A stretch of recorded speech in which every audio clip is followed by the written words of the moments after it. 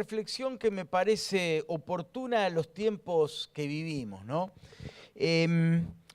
Y quiero referirme con ustedes al tema en particular de la conciencia. Y yo le puse este nombre medio raro, conciencia amordazada. No sé si conocen esa frase que se ha hecho popular, ¿no? De la voz de la conciencia. La voz de la conciencia le dijo como si la conciencia hablara. Bueno, es una figura, ¿no? Es un lenguaje figurativo. Pero, ¿qué es la conciencia? Si uno busca alguna definición por ahí, le dice que la conciencia es el conocimiento que un ser humano tiene de su propia existencia, también de sus estados y de sus actos. ¿Sí? Es lo que una persona sabe de lo que él es, de lo que siente y de lo que hace. Esta conciencia es lo que un poco el sensor que nos va dando información de cómo estamos. La primera vez que en la Biblia aparece esta palabra, no en todas las versiones, depende la versión, pero el concepto sí está. Hay algunas que usan la palabra, otros no, pero el concepto está. Es en Génesis capítulo 3, en el verso 7. ¿Se acuerdan la historia cuando hay una desobediencia de parte de Adán y Eva a la prohibición que Dios le había dado de no comer en particular de uno de los frutos que estaba allí en el lugar donde Dios los había puesto? Y dice en Génesis 3:7, en ese momento, cuando comen del fruto, los ojos de ambos fueron abiertos y tomaron conciencia de su desnudez. Por eso, para cubrirse, entretejieron hojas de higuera. Fue la primera vez donde el ser humano toma conciencia, en este caso de lo malo que había hecho, de la desobediencia a Dios, de que habían hecho exactamente lo opuesto de lo que Dios les había dicho. Y tristemente, lo que ellos hicieron no quedó circunscripto a ellos, sino que el problema pasó de generación en generación. Quiero que me acompañen a leer, si lo podemos proyectar, en Salmo 16:7, lo voy a leer de la Reina Valera. Salmo 16:7 dice: bendeciré a Jehová que me aconseja, aún en las noches me enseña mi conciencia. Bendeciré a Jehová que me aconseja, aún en las noches me enseña mi conciencia. Y este es el primer concepto que yo quiero remarcar, la importancia del Espíritu Santo, de Dios a través del Espíritu Santo, obrando sobre nuestra conciencia, abriéndonos esa puerta, iluminando, dice en Efesios 1:17, dice que el Espíritu alumbra los ojos de nuestro entendimiento, ilumina nuestra conciencia, nos hace ver, nos hace entender, nos hace comprender. O sea que hay algo que es fundamental en aquellos que hemos creído en Jesús, que es la guía del Espíritu Santo a la hora de revelarnos lo que estamos haciendo. Pero para que el Espíritu Santo pueda dar esa luz sobre nosotros, se necesita algo, un sustrato, un fundamento, una base, un manual de lo que está bien y de lo que está mal.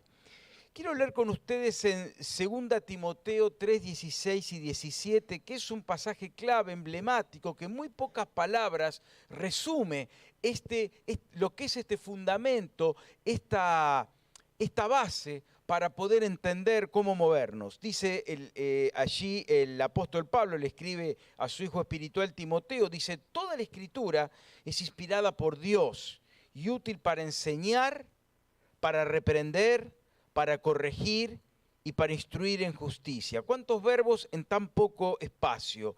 Primero que toda la Escritura es inspirada, no es una parte, no es alguna parte, un aspecto, un sector, sino que toda tiene, dice el apóstol Pedro en otro pasaje, que los santos hombres de Dios hablaron siendo inspirados por el Espíritu Santo, y dice que es útil para enseñar, cambia algún verbo en otras versiones, pero la idea es la misma, enseñar, reprender, corregir, instruir. Enseñar, reprender, corregir, instruir. La conciencia trabaja sobre la escala de valores que tenemos. Dice que después, a fin de que el siervo de Dios esté enteramente preparada preparado para toda buena obra. La conciencia trabaja sobre la escala de valores de cada uno. Ahora, qué escala de valores tengamos va a depender de sobre qué asentamos nuestras creencias. Si uno para a una persona común y corriente, tendrá su creencia. Su concepto de lo que está bien y de lo que está mal va a variar, quizás según tantas personas interroguemos. Pero cuando nuestra escala de valores está cimentada en la palabra, lo que está bien y lo que está mal no va a cambiar, va a haber unidad en todos aquellos que entendamos que nuestro fundamento, que nuestra escala de valores, que aquello que va a determinar para nosotros lo que esté bien y lo que está mal, sea la Biblia. Entonces el Espíritu Santo actúa sobre el conocimiento que nuestra palabra, que tenemos de la palabra de Dios, actúa en base a eso sobre nuestra conciencia. Cuando este es nuestro manual de instrucciones, el concepto del bien y del mal va a ser muy diferente a que aquel que no lo tiene. Entonces el Espíritu Santo aplica la palabra de Dios sobre nuestra conciencia. Y de aquí se desprende algo que es fundamental. Lo que leemos de Timoteo, el conocimiento de la Biblia. Vivimos en una época, y yo lo he dicho en más de una oportunidad de esto, como nunca ha existido variedades de Biblias, empezando por las impresas. La Biblia del ministro, la Biblia de la mujer, la Biblia del adolescente, la Biblia del que le cuesta leer, del que no le cuesta, en el idioma que quiera, con traducción, sin traducción. Hay algunas que tienen pasajes en paralelo, hay otras que tienen comentarios. Hay miles de opciones para leer la Biblia. A eso le sumamos las Biblias en las computadoras y más aún le sumamos las Biblias en los celulares, donde uno puede comparar un montón de versiones a la vez. Pero sorprendentemente, cada vez leemos menos la Biblia, cada vez hay menos conocimiento de la palabra de Dios. Porque este es un mal de la época, cada vez leemos menos, no solo leemos menos la Biblia, leemos menos el diario, leemos menos las noticias, solo es una paciencia para leer titulares nada más, pero no para analizar un texto. Si yo te pregunto, ¿estás leyendo algún libro en este momento? No me refiero a algo, un pedacito de por ahí. Si estás leyendo algún libro, ¿estás leyendo algo? ¿Estás leyendo la Biblia a diario?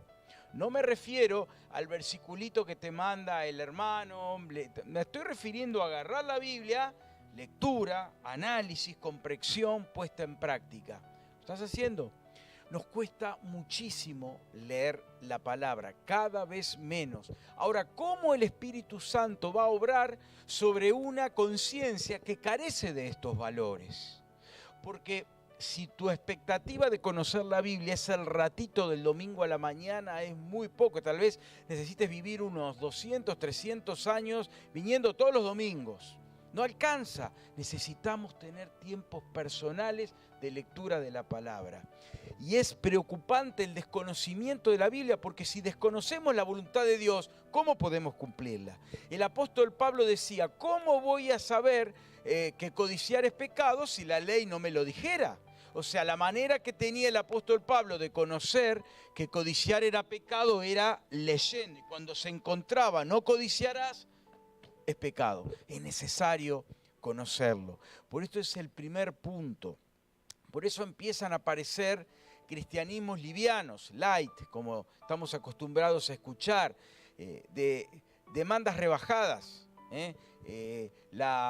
mensajes diluidos, ayornados al gusto del consumidor, para que la palabra, como eso que nos leyó Leo, de que dice que el costo del discipulado, es algo muy poco popular hoy.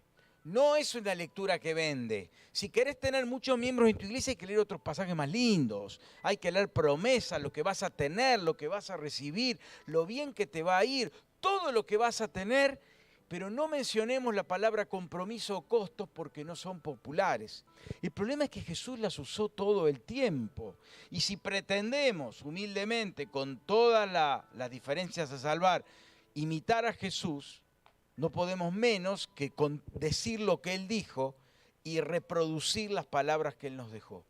Y cuando leemos en la palabra, encontramos que la palabra está asociada al discipulado, al compromiso, a la entrega y al costo. Pero tenemos que conocerla. ¿Cómo va a trabajar el Espíritu Santo en tu conciencia y en la mía si ignoramos la escala de valores sobre la que debemos movernos?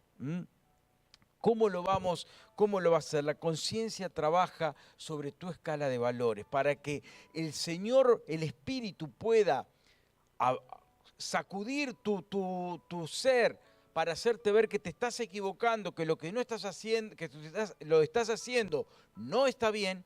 Es necesario conocer la Biblia, leerla, meditarla y ponerla en práctica. Un concepto que cada vez lo vemos menos, ¿no? Cada vez lo vemos menos. No importa de dónde la leas, no importa si la lees de acá o la lees de acá, porque permitime decirte que si queremos que tanto la Biblia impresa como la Biblia en el celular no estaban en los principios. Los primeros padres no la usaron, usaban el rollo. Nadie trajo el rollo de Isaías acá hoy para leerlo.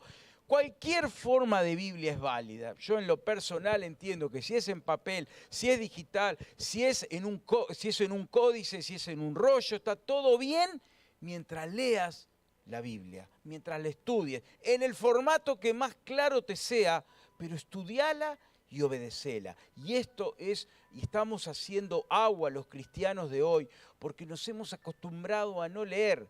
En todo caso, poner la Biblia, vieron que hasta nos da eso de que vos ponés y alguien te la lee.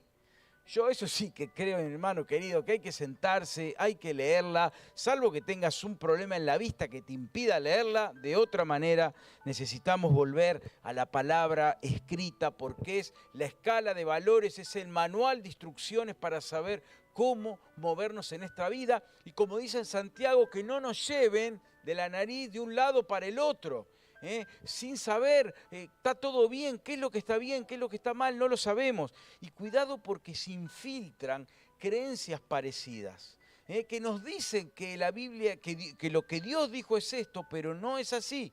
Hay cosas parecidas pero no iguales. Por eso cuidado, este es nuestro referente para establecer, dice, prueben los espíritus, dice si son de Dios, ahí en la palabra. ¿En base a qué? Dice que los de Berea, cuando Pablo les hablaba, qué lindas palabras Pablo, pero permitime que vamos a chequear, a ver si cosas tan buenas que dijiste no se están contradiciendo con la palabra. Todo lo que quieras, sos un gran apóstol, te apreciamos mucho, pero nosotros filtramos esto.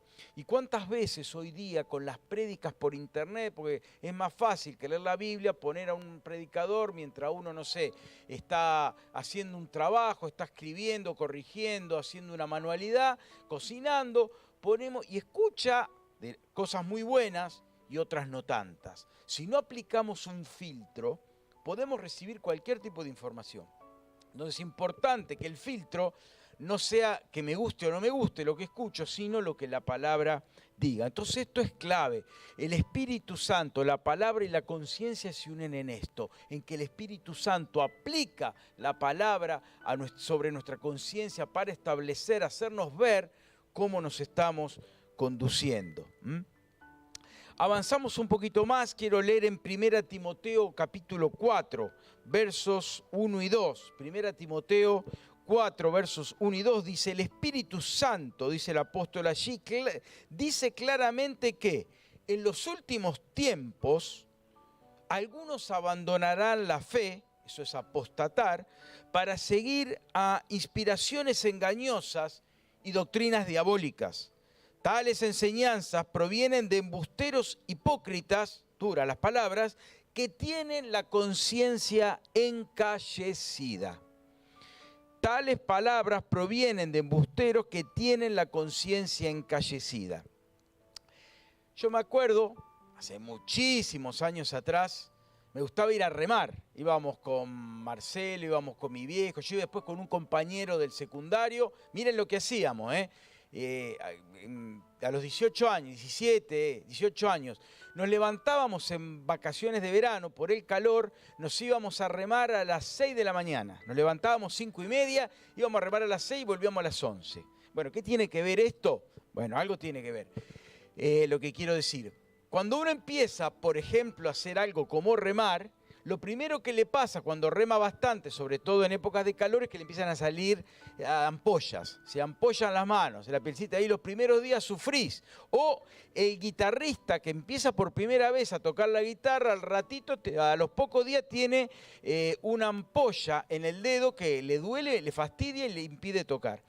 Si uno abandona, no pasa nada, eso se cura. Ahora, si uno sigue, sigue y sigue, se empieza, en lugar de ampollas, se empieza a formar un tejido de resistencia, tejido muerto, que impide que las lesiones por esa disciplina sigan, las lastimaduras. Y ese es el callo. El callo no es ni más ni menos que células muertas, apiladas y unidas, que no tienen sensibilidad, ya han muerto, entonces no nos duele. Y el callo es una defensa, una protección. Toda zona de nuestro cuerpo que tiene un rozamiento constante se termina encalleciendo. Es un mecanismo de defensa cuando hablamos en nuestro cuerpo. Como me pasaba a mí, que después me dejó de doler y ya estaban los callos. Pero ¿qué pasa cuando eso ocurre en nuestra conciencia? De la misma manera que el callo ya no duele porque no hay ningún tipo de sensibilidad, una conciencia encallecida es una conciencia que ha perdido sensibilidad a todo. Ya ha perdido su capacidad de asombro, ya resiste a todo, es refractaria a cualquier señal de alarma que pueda venir. Y acá dice, abandonarán la fe para seguir inspiraciones engañosas. Cuando la conciencia está encallecida, deja de dar esa voz de alerta. Por eso una conciencia amordazada deja de ser la voz, ya no puede hablar más, está encallecida, ya no reacciona, es indiferente a todo lo que pasa a su alrededor. Quiero completar esta lectura con una más, Filipenses 3, 18 y 19. Filipenses 3, 18 y 19 dice, como he dicho a menudo, palabras duras de nuevo del apóstol Pablo, y ahora lo repito hasta con lágrimas, muchos se comportan como enemigos de la cruz de Cristo. Su destino es la destrucción, y ahí sigue hablando, ¿no? Su Dios es el estómago y se enorgullecen de lo que es su vergüenza. Solo piensan en lo terrenal. Ahora, qué llamativo que le está escribiendo una iglesia. No está dando una exposición oral frente a gente no cristiana. Le está escribiendo a una iglesia, la iglesia de Filipos. Y le dice que algunos se comportan como enemigos de la cruz de Cristo. No, qué cosa contradictoria. ¿Cómo? Si la cruz es la que te dio la vida, si la cruz de Cristo, el encuentro con Jesús, es el que te permitió volver a empezar, el que te permitió tener una nueva vida en Él, ¿cómo podés llegar a ser enemigo de esto? No, esto es un proceso que no ocurre, por supuesto, de un día al otro. De la misma manera que los callos no surgen de un día al otro. Uno puede estar haciendo ese ejercicio que le sacó la ampolla durante 30, 40 horas seguidas, va a agrandar la lastimadura, le va a sangrar más, pero el callo no va a aparecer. El callo es producto del tiempo, del paso del tiempo de seguir haciendo lo mismo. Y esto pasa con el distanciamiento. ¿Y qué peligro que es esto? De empezar a buscar un estilo de fe cómodo, un estilo de fe de autogratificación, un estilo de fe que ignora el pasaje que Leo nos leía del costo del discipulado, donde Dios tiene que darme los gustos, financiar mis gustos y placeres para mi propia conveniencia, donde la fe es una forma de sentirme bien, de estar bárbaro, donde nos gustan las lindas prédicas, donde nos gustan los templos cómodos, donde la fe nos da cierto estándar de vida, donde disfrutamos de lo material. Bueno, esto no tiene que ver con los principios de la palabra. Es una iglesia hecha a nuestra medida y en ningún lugar dice que Dios tiene que adaptarse a nuestros intereses y gustos, sino que nosotros tenemos que buscar y encaminarnos en lo que Dios dice. Somos nosotros que vamos a imitar a Cristo y no Él quien debe imitarnos a nosotros. Esto empieza a haber una inversión de valores y de principios. allí en el Antiguo Testamento, Dios en más de una oportunidad por profetas le dice a los judíos que su corazón ya no era de carne, era de piedra. Estaba endurecido, estaba insensibilizado. ¿No? El corazón muchas veces incluye, cuando uno habla de corazón, que sabemos que no nos referimos al músculo cardíaco, se refiere a nuestras emociones, nuestra voluntad, nuestra conciencia, se endurece y perdemos la capacidad de responder. Y cuando lees la Biblia ya no te mueve como te movía antes. Qué peligro que es esto que se viene infiltrando, porque Satanás ha mejorado notablemente en tantos milenios de práctica su manera de atacar a la iglesia. Y ya no lo hace con la Inquisición, ya no lo hace a través del circo, de las hogueras. No, ha cambiado a una estrategia mucho más, hasta casi que queda bien, que es meterse sutilmente, ir secularizando de a poquito a la iglesia, donde lo secular, lo que no tiene que ver con la fe, se va metiendo y hasta va siendo bien visto. Nos va de a poquito cambiando la escala de valores de la palabra por una que parece linda, que parece buena, pero que no es cierta.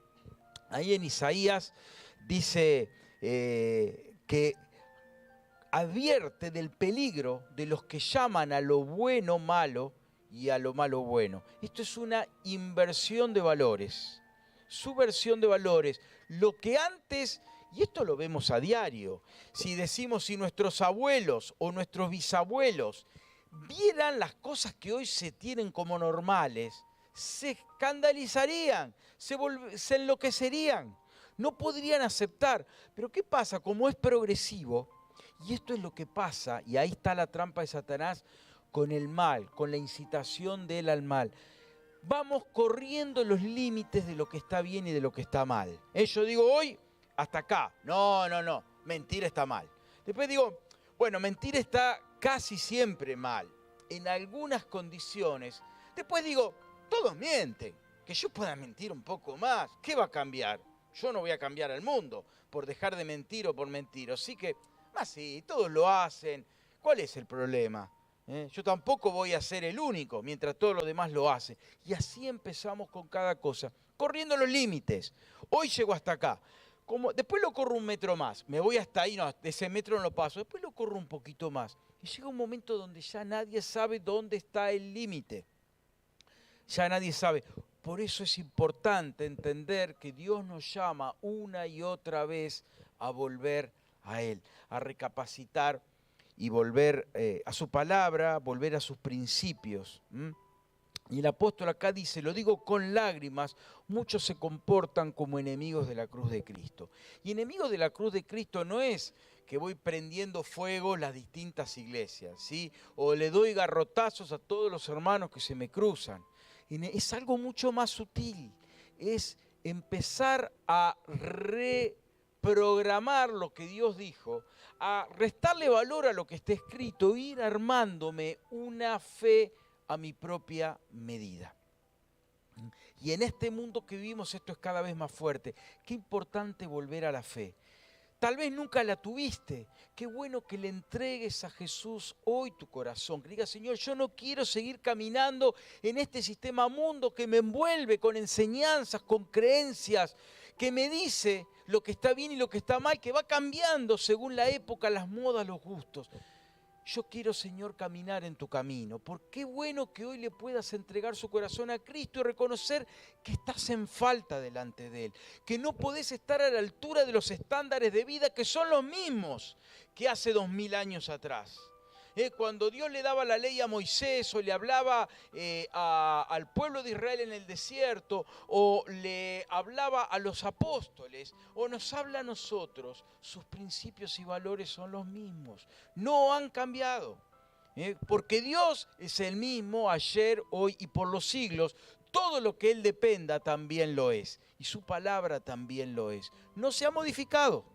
No se ha modificado. Por eso yo te pido que delante de Dios, si nunca aceptaste a Jesús como tu Salvador, lo hagas hoy. Le digas, Señor, yo me reconozco en falta delante tuyo. Te acepto como mi Salvador. Quiero caminar en tu camino. Quiero que empieces a tratar sobre mi conciencia, me hagas ver lo que está mal y me ayudes a elegir lo que es bueno para mí, que es seguir a Jesús como mi Salvador personal. No dejes de hacerlo. En Apocalipsis, capítulo 2 y algunos más, está la descripción del mensaje que Dios le da a 7 iglesias del Asia Menor. Son varias. Una de ellas es la iglesia a la Odisea. Era una iglesia, según ahí, a través del apóstol Juan, que es que inspirado por Dios escribe el libro de Apocalipsis, el último de la Biblia. Allí le dice que crees que sos rica, o sea, una iglesia que evidentemente tenía una buena posición económica. Algunos dicen que es una iglesia del pasado, otros que describe la realidad del presente. Lo cierto es que hay más de una manera en que esto nos llega, pero lo cierto es que describe una situación de riqueza, una situación de comodidad, una situación de holgura donde tenemos de todo, donde estamos bien. La verdad que la pasamos lindo. Estamos muy bien como estamos, ¿no? Compramos lo que queremos. Hay bendición, gloria, gloria, estamos bendecidos. Hay dinero, pero Dios no hace esa lectura. Y le dice, vos crees que sos rico, pero en realidad sos pobre. Y le dice que es pobre, ciego y desnudo. Dice, poné colirio en tus ojos para que puedas ver la verdad. Una conciencia totalmente encallecida, totalmente amordazada, totalmente adormecida, refractaria a cualquier palabra de Dios. Esto se empieza a ver cada vez más, porque va salpicando este cristianismo acomodaticio, lo ajustamos a nuestra propia conveniencia, nos viene cómodos, un cristianismo sin demanda, sin desafíos, sin compromiso, solo pensando en lo que vas a recibir y en lo bien que te va a ir, totalmente divorciado del mensaje de la palabra. Bueno, esto es lo que le pasaba a la iglesia de la Odisea. Esto es lo que le pasaba. Cómodos, tenemos todo, estamos ricos, estamos bien, pero Dios le dice, estás ciego, estás desnudo, estás pobre. Qué peligro que es esto cuando se empieza a infiltrar. El síndrome de la Odisea, independientemente de cómo lo ubiquen a unos en el tiempo, está instalado definitivamente en las iglesias de hoy cada vez más. No en todos ni en todos los cristianos, pero sí se empieza a infiltrar más y más. De hecho, el evangelio de la prosperidad viene de ahí, de que busco a Dios solo por lo que me va a dar. Como le dice Jesús, vieron, después que Él multiplicó los panes, les dice, ustedes me buscan, no es porque quieran una experiencia, porque quieran conocer, quieran ser más cerca de mí, quieran estar más cerca del Padre. Ustedes me siguen porque quieren comida gratis. Me buscan por la comida y es ahí que Él les lleva a un plano espiritual lo que para ellos es un plano material. Le habla de Él como el pan de vida. Entonces, pero ve que los que le seguían eran por lo que iban a obtener de sus bolsillos. Más que dirigida a la voz de Jesús, sus esfuerzos iban dirigidos a los bolsillos de Jesús. A ver qué tenés para hoy, para nosotros, ¿no? Y esto se vio notando cada vez que cuando Jesús empezó a hablar por parábolas, ya no empezó a hablar con la claridad de antes y empezó a aumentar el nivel de exigencia y dijo palabras como esa del costo del discipulado, la gente se le empezó a ir. Se empezó a ir y les dice un momento a los suyos, ¿se quieren ir ustedes también? Le dice a sus discípulos, y si quieren ir, váyanse, yo no los tengo atados con una rienda, si me siguen me tienen que seguir porque están convencidos. Y la conciencia encallecida. ¿Cómo podemos, cuando esto empieza a pasarnos, qué hay que hacer para volver? ¿Cómo salir de una situación que es cada vez más marcada y diseminada en el ámbito de la fe? Quiero leer con ustedes, hoy le estamos dando fuerte a Timoteo, 1 Timoteo 1:5, lo voy a leer de la Reina Valera, dice, pues el propósito de este mandamiento, 1 Timoteo 1:5, el propósito de este mandamiento es el amor que nace de un corazón limpio, de una buena conciencia y de una fe sincera. Lo leo de nuevo, pues el propósito de este mandamiento es el amor que nace de un corazón limpio, de una buena conciencia y de una fe sincera. Hay un principio que es fundamental, un hecho que es clave, es volver a la palabra. Sí, pero yo tengo Biblias en casa, perfecto, pero hay que abrirlas y hay que leerlas, pero yo la leo. Bueno, ahora hay que profundizarla, hay que estudiarla. Sí, yo la leo, estoy haciendo un seminario, bueno, ahora hay que ponerlo en práctica. Hay que ponerlo en práctica. Ahí cuando en Santiago dice, el que lee la Biblia y un ratito y se olvida de ella, pierde todo valor, es como el que se ve en un espejo y después ya se olvida. Ay, ¿tenía bien la camisa o la tenía torcida? Ya no me acuerdo. Bueno, de la misma manera, el que lee así es un lector olvidadizo, puesta en práctica. No hay otra manera de volver a restaurar nuestra conciencia delante de Dios que es volver a la palabra. Es el manual de instrucciones. Tenemos que volver a la palabra. Mi hermano, yo te animo a que te aferres a ella. Necesitamos, el pueblo, la iglesia fue históricamente conocido como el pueblo del libro, el pueblo que era guiado por el libro de Dios, así también en el Antiguo Testamento, los judíos, las enseñanzas de Jesús. Tenemos que volver a ser el pueblo del libro, el que leemos esa Biblia, que la ejercitamos, la practicamos, que para que Dios siga trabajando sobre nuestra conciencia y nos diga que no es lo mismo el blanco y negro, no es lo mismo todo. Nuestra sociedad de hoy nos dice que el bien y el mal son conceptos totalmente relativos, que lo que está mal para vos puede estar bien para mí y viceversa. Todo es según lo veamos, todo es según tus convicciones, todo es según tus ideales, todo es según tu manera de pensar. Bueno, en la Biblia encontramos que Dios es un Dios de absolutos. Lo que estaba bien cuando Dios se lo dio a Moisés, sigue estando bien ahora. Y lo que estaba mal en ese momento, sigue estando mal ahora. Lo que Jesús enseñó cuando estuvo aquí, lo que estaba bien ahora y lo que estaba mal está mal ahora. No hay cambios en esto, no hay cambios. Por eso lo primero es volver a la Biblia, es volver a la palabra. Y segundo, dice en Hebreos 9:14, el escritor de Hebreos dice en Hebreos 9:14, si esto es así, ¿cuánto más la sangre de Cristo, quien por medio del Espíritu Eterno se ofreció sin mancha a Dios, purificará nuestra conciencia de las obras que conducen a la muerte, a fin de que sirvamos al Dios viviente? Lo vuelvo a leer. Cuánto más la sangre de Cristo, quien por medio del Espíritu Eterno se ofreció sin mancha a Dios, purificará nuestra conciencia de las obras que conducen a la muerte. Purificará nuestra conciencia de las obras que conducen a la muerte, aquí a fin de que sirvamos al Dios viviente. Hablábamos de volver a la Biblia y ahora es volver a la cruz. La cruz es un sitio de muerte, pero no me estoy refiriendo a que nos crucifiquen. Ya murió alguien ahí, de una vez y para siempre.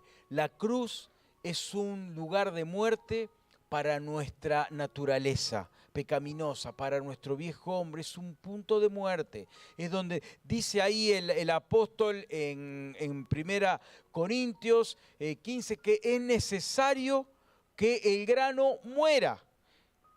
Cuando uno hacíamos los germinadores y poníamos el porotito ahí, uno decía, literalmente se pudrió, se me pudrió el poroto, murió, no va a germinar.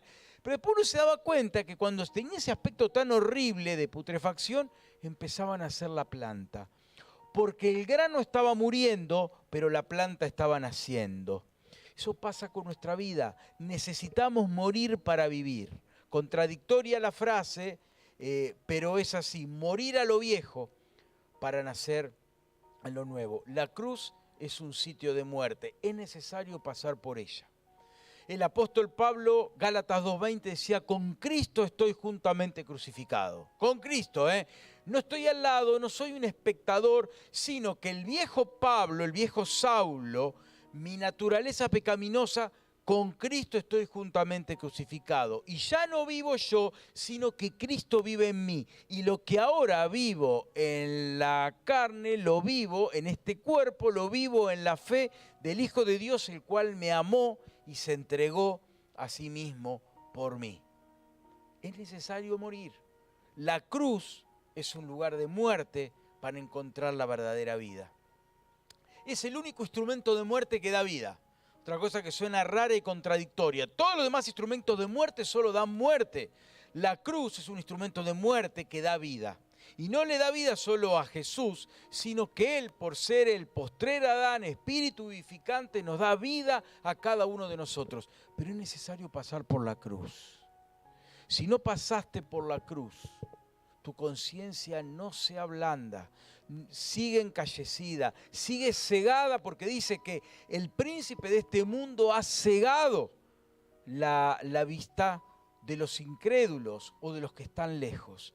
Es importante tomar el colirio que Dios le decía a la iglesia de la Odisea y permitir que abra nuestros ojos. Por eso, para tener una conciencia abierta a la palabra, una conciencia libre, es necesario volver a la Biblia, a los principios de la palabra y volver a la cruz. Volver a la cruz. No hay transformación sin cruz. No hay transformación sin fe. Necesitamos volver a Cristo. Así, cuando el Espíritu Santo trae la palabra a tu conciencia, hay un cambio, te abrís y dices, Señor, perdón, Señor, quiero volver, Señor, quiero encaminarme, volver otra vez al camino de la fe. Y es necesario que te preguntes, ¿cómo estás posicionado delante de Dios? ¿Cuánto de lo que aquí está obedeces?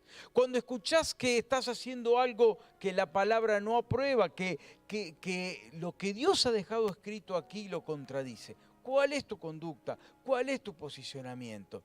Todos lo hacen y todos vamos para el mismo lado. ¿Qué le vamos a hacer? De carne somos débiles. ¿Qué le vamos a hacer? Yo soy así. Yo nací así. ¿Qué le voy a hacer? Estos son justificativos diabólicos, esto es mentira. Yo soy así hasta que cambio. Yo soy así hasta que me pongo en las manos de Dios y me puede cambiar. Todos claramente tenemos áreas débiles, defectos y lucharemos con eso. Pero Dios transforma. El Espíritu Santo obra sobre tu conciencia y te transforma. ¿Cuántas personas que estaban en el error, en drogas, en adicción, en delincuencia, se han abierto a la palabra, su conciencia se abrió y ese callo, esa dureza, esa indiferencia de golpe es sacudida por el poder del Espíritu, que es una fuerza explosiva que nos abre los ojos y nos permite ver. ¿Cómo está tu conciencia delante de Dios? ¿Cuánto te llega lo que dice la palabra? Había un pastor, duro él para hablar, muy duro y contundente, que él decía, yo repito lo que él dijo, era una expresión fuerte, que decía que muchos cristianos tienen la piel engrasada como los patos. Y él ponía el ejemplo que los patos se meten al agua y salen secos, no se mojan por una grasitud de sus glándulas, porque justamente el agua si no le impediría volar. Y dice que a veces algunos cristianos tienen la piel engrasada como los patos y les resbala cualquier dardo, todo pasa de largo. Pasa de largo. La pregunta es que me hago yo en primer lugar y que cada uno debemos hacer, ahí viene otro predicador en camino, todos tenemos que plantearnos, acá el secreto no es nadie ser juez de nadie, yo no soy juez tuyo ni vos juez mío, tenemos un juez que está en el cielo, Él es el que nos mira, Él es el que nos evalúa, dice la palabra que todas las cosas están desnudas y abiertas delante de aquel a quien tenemos que rendir cuentas. Toda. Y que la palabra, conocen el texto, es como una espada de dos filos. Por si ya con un filo lastima, con dos entra bien al fondo, pero no es para herir, no es para dar daño, es el bisturí del cirujano, ¿vieron? No el cuchillo del asesino, es el bisturí del cirujano que da un pequeño dolor para una restauración completa. Querido amigo, hermano, Dios quiere que seas totalmente. El domingo pasado hablábamos de restaurados. Dios quiere restaurar tu conciencia, quiere restaurar tu mente, quiere que seas un cristiano a pleno, que disfrutes. Pero no estamos hablando de bendiciones materiales, que Dios en su gracia las da. Estamos hablando de todo lo permanente que Dios tiene para vos, que quiere que podamos convertirnos en cristianos que seamos luz y sal. Ningún cristiano es luz y sal con su conciencia adormecida, narcotizada, que no reacciona a nada. Es como una persona que le han dado un sedante, uno la sacude y no responde. esa conciencia está adormecida y necesita ser revitalizada en Cristo para que podamos ser la clase de cristianos que Dios quiere, discípulos comprometidos que no tienen problema en asumir el costo que es seguir a Cristo, porque siempre hay más bendición. Dios ha hecho las cosas para que siempre recibamos más que lo que demos, ¿de acuerdo? Siempre vamos a recibir más de lo que damos, ¿eh? Dios habló, nunca nos pide algo Dios para quedárselo. Cuando Dios te pide algo es para darte mucho más. Satanás hace lo opuesto. Si Él te da es porque mucho más es lo que te va a sacar. Dios siempre nos da más de lo que nos pide, siempre. Y lo que nos pide no es para Él, porque cuando alguien tiene todo, no necesita más nada. Todo lo que nos pide es para nuestro bien, para que nos ejercitemos en Él.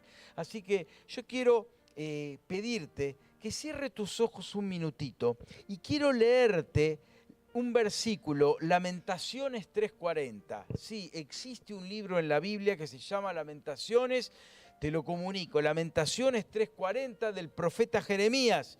Dice, hagamos un examen de conciencia y volvamos al camino del Señor. Lamentaciones 3:40, hagamos un examen de conciencia y volvamos al camino del Señor. Hagamos un examen de conciencia y volvamos al camino del Señor. Esto quiere decir que te mires a vos mismo para saber dónde estás parado y si estás lejos, vuelvas a las sendas antiguas que Dios estableció para que andemos por ellas. Cerra tus ojos un minutito. Señor, en el nombre de Jesús, venimos en esta hora para ponernos delante tuyo. Señor, frente a tu palabra, sabemos que nadie puede mantenerse en pie. Frente a tu santidad, ante tu perfección, ninguno puede estar en pie. Y como dice una canción, no podríamos dar la cara delante tuyo si no fuera por tu gracia. Señor, gracias porque con la obra de Jesús, con la enseñanza de tu palabra, tenemos las herramientas para ser obreros útiles, que no tengamos de qué avergonzarnos. Y como dice también, que usemos bien la palabra de verdad. Señor, que cada uno aquí podamos ser obreros útiles, que no tengamos de qué avergonzarnos. Señor, que nuestra conciencia se pueda reblandecer, que nuestra conciencia pueda permeabilizarse a tu palabra. Señor, que ese callo sea arrancado por el poder de tu Espíritu, esa indiferencia, ese acostumbramiento a la rutina, a la comodidad, a la abundancia, al materialismo, a la sensualidad, sea quitada de en medio en el nombre de Jesús. Y podamos entender que tu llamado es al compromiso, que tu llamado es a vivir vidas plenas. Y no hay mayor bendición que asumir el costo, el privilegio y la enorme bendición de ser un hijo tuyo. Señor, en este mundo que nos vende evangelios aguados, a gusto del consumidor, nosotros volvemos a la palabra, para que trabaje sobre nuestra conciencia, para que tu Espíritu Santo alumbre los ojos de nuestro entendimiento y podamos entender a qué nos llamaste, qué clase de vida esperás de cada uno de tus hijos. Señor, que en esta hora yo te pido, cada uno de nosotros aquí pueda hacer un examen de conciencia y volver a tu camino. Señor, que como Lamentaciones claramente le enseña y dice a través del profeta Jeremías a un pueblo que lo había perdido todo, que iba a entrar en 70 años de esclavitud por haberte dado la espalda. Señor, que no tengamos que vivir las consecuencias de apostatar de la fe, de darte la espalda, de elegir ser nuestros propios dioses y señores, sino que por el contrario, reconozcamos tu soberanía, te entreguemos el control de nuestras vidas y, Señor, volvamos a la palabra y volvamos a la cruz. Señor, queremos morir a nuestro antiguo yo, queremos morir a la vieja naturaleza, a la naturaleza pecaminosa, a lo que es según Adán y no según Cristo, Señor. Y queremos volver a nacer a una nueva vida en Cristo Jesús. Vivir en ella, obedecerte. Yo te pido, Señor, si hay alguien aquí que todavía no ha dado ese paso, aunque tenga tal vez décadas de asistir a templos, a cultos, a encuentros, pero que pueda entender que necesita hoy rendirse delante de Cristo, rendirse ante la palabra, rendirse ante la cruz y reconocer a Jesús como su Salvador personal y el Señor de su vida, para que así, enseñoreándote de cada uno de nuestras personas, de nuestro ser, podamos ser esa clase de cristianos que anhelás tener en nosotros y que este mundo necesita, para que tu iglesia sea una iglesia poderosa y no una iglesia decorativa, una iglesia comprometida y no una iglesia domesticada por Satanás. Señor, que nos ayudes a ser esa iglesia que no negocia con nada que no sea con tu palabra y con tus valores, que no tranza con el mal, con el pecado y con la corrupción, sino que solamente reconoce a Jesús como su Salvador, Señor, y como el Señor y el dueño de nuestras vidas. Obra en cada uno de nosotros aquí, Señor. Manifestate con todo poder, manifestate con toda autoridad. Señor, ahora también tenemos la oportunidad de ofrendar. Gracias, Señor, porque podemos darte de todo lo que nos das. Como parte de las enseñanzas de tu palabra, vemos que el ofrendar es parte de la adoración, es parte de nuestra experiencia cristiana. Señor, nos preparamos para ofrendar, que podamos hacerlo conscientes de cuánto hemos recibido, de cuánto entregaste por nosotros. No se trata acá de un pago. Se trata simplemente, porque sería imposible, saldar nuestra enorme deuda. Simplemente es una expresión de agradecimiento y de adoración a aquel que nos amó hasta la muerte y muerte de cruz. Gracias por ese amor incondicional que nos diste. Gracias, Señor, porque somos ciudadanos del cielo en potencia. Ya estamos sentados en potencia en los lugares celestiales, que los consiguió Jesús al precio más alto que pudiéramos imaginar, que su entrega, no solo el sufrimiento físico, sino que tal vez sea más grande, el emocional de ser rechazado, de darle la espalda y que ser aún abandonado por el Padre, porque Él se hizo pecado, se hizo maldición al morir en la cruz. Gracias por ese amor y que en base a ese amor vivamos vidas que honren y te glorifiquen. Y ahora, Señor, como de gracia recibimos, de gracia queremos dar.